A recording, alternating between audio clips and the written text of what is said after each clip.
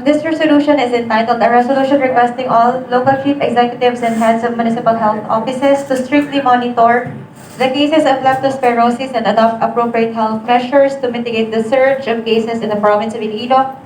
Sponsored by yours truly, co-sponsored by Honorable Dorothy G. Paez, also by Board Member Domingo Oso and Honorable Marcelo Valentin Serrano.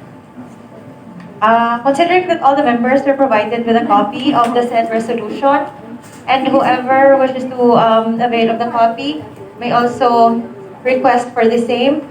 I will only read the title and the wherefore clause. Wherefore, be it ordained as it is hereby ordained that the resolution requesting all local chief executives and heads of municipal health offices to strictly monitor the cases of leptospirosis and adopt appropriate health measures to mitigate the surge of cases in the province of Iloilo be passed.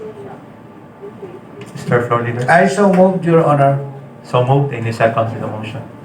Duly seconded by Board Members Mondihar, Paez, Kaili.